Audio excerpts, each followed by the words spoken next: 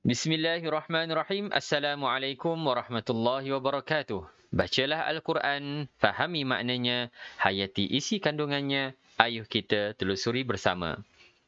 Alhamdulillah, kita masih lagi berada pada sesi tadabbur surah-surah Al-Quran. Yang mana pada kali ini kita akan membicarakan berkaitan dengan surah Al-Ma'un. Surah Al-Ma'un dengan erti kata lain iaitu surah pertolongan. Merupakan surah Makkiyah yang terdiri daripada 7 jumlah ayat keseluruhannya dan juga merupakan surah yang ke-107 di dalam Al-Quran. Untuk itu, mari kita teruskan dari aspek asbabun nuzul untuk surah ini. Menurut Ibnu Jurayj, berkaitan dengan ayat 1 hingga 2, mengatakan pada setiap minggu Abu Sufyan menyembelih 2 ekor kambing. Lalu datang seorang yatim kepadanya bagi meminta sesuatu ataupun meminta sedikit. Namun dia memukulnya dengan tongkatnya. Kemudian Allah Subhanahu Wa Taala menurunkan ayat ini. Ara'aital ladzi yukadzibu bid-din, fadzalikal ladzi yad'ul yatim. Ianya dinukilkan oleh Syekh Al-Wahidi dalam Asbabun Nuzul. Kemudian pada ayat yang 4 hingga ke-7, fawailul lil musallin alladzina hum an salatihim sahun alladzina hum yura'un wa yamna'unal ma'un. Ibnu Abbas mengatakan ayat ini turun berkenaan dengan orang munafik yang menunjuk-nunjuk solat mereka kepada orang mukmin apabila hadir bersama mereka. Namun mereka meninggalkan solat apabila orang mukmin itu tidak ada bersama mereka, dan mereka juga menolak memberi pinjaman kepada orang yang memerlukan. Dinukilkan oleh As-Suyuti dalam Ad-Dur Al-Mansur. Baiklah, kita lihat pula penafsiran ataupun yang dikatakan dalam kitab Fi Zilalil Quran. Dalam setengah-setengah riwayat, surah ini diturunkan di Makkah, dan dalam setengah riwayat pula, surah ini diturunkan di Makkah dan di Madinah, iaitu 3 ayat pertama turun di Makkah dan bakinya turun di Madinah. Riwayat yang akhir inilah riwayat yang terkuat. Walaupun keseluruhan ayat ini merupakan satu kesatuan yang padu dan mempunyai tujuan yang satu untuk menerangkan satu hakikat umum dari hakikat-hakikat akidah Islam yang hampir-hampir membuat kami cenderung menganggapkan sebagai satu surah yang turun di Madinah semuanya. Kerana persoalan yang diberkatakan surah ini adalah dari persoalan ayat-ayat Al-Quran yang diturun di Madinah, iaitu persoalan hipokrit dan riak yang tidak terkenal di kalangan angkatan muslimin Mekah. Akan tetapi, penerimaan riwayat yang mengatakan surah ini turun di Makkah dan Madinah tidaklah menjadi satu halangan. Kerana kemungkinan 4 ayat yang terakhir diturunkan di Makkah, kemudian dihubungkan dengan 3 ayat yang pertama. Kerana kedua-duanya mempunyai keserupaan dan pertalian dari segi persoalan. Jadi, sekadar itu saja cukuplah supaya kita dapat membicarakan maudhu' ataupun surah ini dan hakikat agung yang hendak diolahkannya. Surah ini mengandungi 7 ayat. Kita pergi kepada pokok pembicaraan. Surah ini mengandungi 7 ayat yang pendek, iaitu memperkatakan satu hakikat agama yang amat besar yang hampir-hampir mengubahkan sama sekali pengertian biasa iman dan kufur. Di samping mengemukakan kepada hati manusia satu hakikat yang gemilang tentang tabiat agama ini dan tentang kebajikan yang amat besar yang disediakan kepada manusia dalam agama ini. Juga tentang rahmat yang sempurna yang hendak dilimpahkan Allah kepada manusia apabila dia mengutuskan risalah terakhir ini kepada mereka. Antara penekanan yang diberikan pada surah ini untuk kefahaman kita bersama ialah berkaitan tentang Islam bukan agama kulit dan agama upacara. Agama Islam bukanlah agama rupa lahiriah dan agama upacaraan. Rupa bentuk ibadat yang zahir dan syiar-syiarnya itu tidak membawa apa-apa erti selama ia tidak lahir dari hati yang ikhlas kerana Allah. Iaitu keikhlasan yang meninggalkan kesan-kesan dalam hati yang mendorong seseorang ke arah melakukan amalan-amalan yang soleh atau kesan-kesan yang dapat dilihat dengan jelas dalam kelakuan dan kegiatan-kegiatan yang mendatangkan kebaikan dan kemajuan kepada kehidupan manusia di bumi ini. Demikian juga, agama Islam bukanlah ajaran yang berasingan atau bahagian-bahagian yang berselerak dan terpisah atau satu dengan lain, di mana seseorang itu boleh membuat apa yang disukainya dan meninggalkan apa yang tidak disukainya, malah agama tersendiri. Islam merupakan satu program yang sepadu, iaitu kegiatan-kegiatan ibadah dan syiar-syiarnya bekerjasama dengan tugas perseorangan dan tugas sosial dan semuanya menuju kepada satu matlamat kebaikan manusia, iaitu Matlamat yang mendatangkan kebersihan kepada hati dan kebaikan kepada kehidupan. Jadi matlamat yang menjadikan manusia bekerja sama dan saling membantu dalam usaha kebajikan, kebaikan dan kemajuan, satu matlamat yang menggambarkan rahmat Allah yang sempurna terhadap para hamba-Nya. Seseorang boleh mengaku dengan lidahnya bahawa dia adalah seorang Muslim yang beriman kepada agama Islam dan ajarannya. Dan ia mungkin mendirikan solat dan melakukan ibadat-ibadat yang lain dari solat. Namun, hakikat keimanan dan kepercayaan terhadap agama ini masih jauh darinya. Kerana hakikat keimanan itu mempunyai alamat-alamatnya yang membuktikan kewujudannya.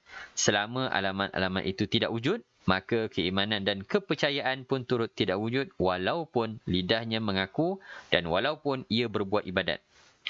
Apabila hakikat keimanan bertunjang di hati, ia terus bergerak di dalam kegiatan-kegiatan amalan soleh untuk membuktikan kewujudannya. Dan andainya pergerakan yang seumpama itu tidak ada, maka itulah bukti bahawa hakikat keimanan itu tidak wujud. Inilah pernyataan tegas dari surah ini. Kita akan pergi kepada penafsiran ayat-ayat surah Al-Ma'un. Bagi penafsiran untuk surah ini, kita bahagikan kepada dua bahagian, iaitu penafsiran pada ayat yang pertama hingga ayat yang ketiga dan juga penafsiran yang kedua dari penafsiran ayat 4 hingga ke-7. Kita pergi pada penafsiran ayat pertama hingga ketiga terlebih dahulu. Bismillahirrahmanirrahim. Ara'aita alladhi yukadzibu bid-din. Tahukah engkau akan orang yang mendustakan agama, yakni meliputi hari pembalasan? Ayat yang kedua. فَذَلِكَ الَّذِي يَدُعُّ الْيَتِيمِ. Orang itu ialah yang menindas serta berlaku zalim kepada anak yatim. Ayat yang ketiga. وَلَا يَحُضُّ عَلَى طَعَامِ الْمِسْكِينِ. Dan ia tidak menggalakkan untuk memberi makanan yang berhak diterima oleh orang miskin. Bagi penafsiran untuk ketiga-tiga ayat ini dimulakan dengan pernyataan yang dihadapkan kepada siapa yang boleh melihat supaya melihat. Dan orang yang mendengar pertanyaan ini akan tertunggu-tunggu untuk melihat siapakah yang dituju oleh ayat ini. Namun tiba-tiba jawapannya, itulah orang yang menindas anak-anak yatim dan tidak menggalakkan memberi makanan kepada orang miskin. Mungkin jawapan itu memeranjatkan apabila dibandingkan dengan takrif keimanan yang biasa. Tetapi jawapan itu sebenarnya merupakan intisari hakikat keimanan. Iaitu orang yang mendustakan agama ialah orang yang menindas, menghina, menyakiti anak-anak yatim dan tidak menggalakkan orang lain memberi makanan kepada orang-orang miskin. Jika benar ia mempercayai agama dan jika benar hakikat keimanan itu telah mantap di hatinya, tentulah dia tidak akan menindas anak-anak yatim dan tentulah dia tidak akan cuai memberi galakkan supaya memberi makanan kepada orang miskin. Namun hakikat mempercayai agama bukannya kata-kata yang diturunkan lisan, tetapi ia suatu perubahan dalam hati yang mana mendorong seseorang membuat kebaikan dan kebaktian kepada saudara sesama manusia yang memerlukan pemeliharaan dan naungan. Allah tidak menghendaki kata-kata dari manusia, tetapi Allah mahukan tindakan-tindakan yang mengotorkan kata-kata mereka. Tanpa tindakan, kata-kata itu kosong saja, tidak mempunyai sebarang nilai di sisi Allah. Tiada yang lebih tegas dari tiga ayat tadi dalam menegakkan hakikat ini, iaitu satu hakikat yang menggambarkan roh dan tabiat akidah Islam dengan gambaran yang setepat-tepatnya. Di sini kami tidak mahu masuk ke dalam perdebatan fiqhiyah mengenai takrif-takrif keimanan dan takrif Islam kerana takrif-takrif fiqhiyah itu adalah bertujuan dijadikan asas untuk ditegakkan hukum-hukum muamalat syariat di atasnya. Adapun di sini, surah ini menjelaskan hakikat keagamaan yang sebenar mengikut pertimbangan Allah dan raja-Nya dan ini adalah satu perkara yang lain dari takrif yang zahir untuk ditegakkan hukum-hukum muamalat di atasnya.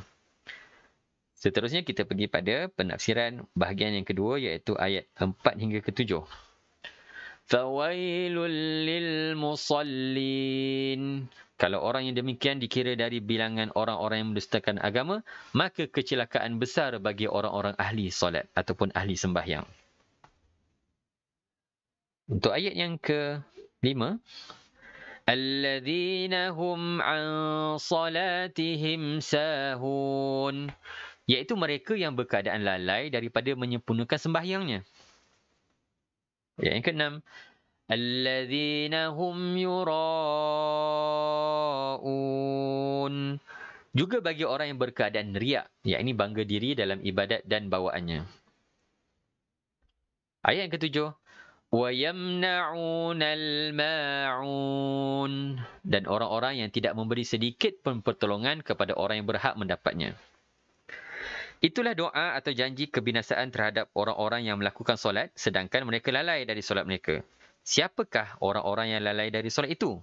Maka di sini diterangkan berkaitan dengan solat bukan harakat-harakat yang kosong tanpa penghayatan jiwa yang ikhlas. Bagi ayat yang ke-6 dan 7, dengan maksud orang-orang yang riak dan orang-orang yang enggan memberi pertolongan, yakni mereka bersembahyang tetapi tidak mendirikan sembahyang. Mereka melakukan gerak-geri solat dan membaca segala bacaan di dalam solat, tetapi hati mereka tidak menghayati bacaan-bacaan itu dan tidak hidup dengannya. Jiwa mereka tidak menghadirkan hakikat solat dan hakikat isinya dari bacaan-bacaannya, doa-doanya dan juga tasbih-tasbihnya. Mereka bersembahyang kerana menunjukkan kepada orang lain, bukannya kerana Allah. Kerana itu mereka lalai dari solat dan tidak mendirikannya.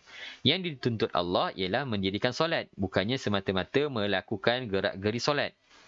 Maksud mendirikan solat ialah menghadirkan hakikatnya dan menunaikan dengan ikhlas kerana Allah Ta'ala. Kerana itulah ibadat solat tidak meninggalkan kesan-kesan di dalam jiwa orang-orang yang melakukan ibadat solat dengan kelalaian. Mereka enggan memberi pertolongan dan enggan berbakti dan berbuat kebajikan kepada saudara-saudara mereka sesama manusia. Andainya mereka benar-benar mendirikan solat, sudah pastilah mereka tidak akan enggan memberi pertolongan kepada hamba-hamba Allah yang lain. Inilah batu uji ibadat yang sebenar yang diterima Allah. Demikianlah kita dapati diri kita sekali lagi berdepan dengan hakikat agama Allah. Dan kita dapati satu nas Al-Quran yang mengecam orang-orang yang melakukan solat dengan azab kecelakaan yang besar kerana mereka tidak mendirikan solat dengan sebenar-benarnya. Mereka hanya melakukan gerak-geri yang tidak berjiwa dan tidak ikhlas kerana Allah. Mereka mengerjakan solat kerana riak. Justru itu, ibadat solat mereka tidak meninggalkan kesan dalam hati mereka. Solat mereka bukan sahaja kosong dan sia-sia, malah merupakan maksiat yang menunggu balasan yang berat. Dan akhir sekali, apa yang kita dapat perhatikan daripada surah ini ialah apa yang Allah mahu dari manusia sebenarnya. Marilah kita melihat apakah hakikat yang dikehendaki Allah dan para hambanya apabila dia mengutuskan para rasul membawa risalah-risalahnya untuk mengajak mereka supaya beriman kepadanya dan supaya menyembahkannya. Sebenarnya, Allah SWT tidak berkehendak suatu apa pun dari manusia untuk kepentingan zatnya. Kerana Allah itu maha kaya. Malah, dia mahu mereka mendapatkan kebaikan dan kebajikan untuk diri mereka sendiri. Dia mahukan hati mereka menjadi bersih dalam hidup mereka mencapai kebahagiaan. Dia mahu mereka membina satu kehidupan yang luhur yang ditegakkan di atas perasaan yang bersih. Saling membantu, murah hati, kasih mesra, rasa persaudaraan, kesucian hati dan tingkah laku yang bersih. Lalu ke manakah umat manusia hendak pergi jauh dari kebajikan, rahmat dan mercu yang indah, luhur dan mulia ini? Ke manakah mereka hendak pergi meraba-raba di padang gurun jahiliah yang gelap gelita, celaka dan merana? Sedangkan di hadapan mereka terpancar nur agama Allah di persimpangan jalan. Hadza wabillahi taufiq wal hidayah. Wassalamualaikum warahmatullahi wabarakatuh.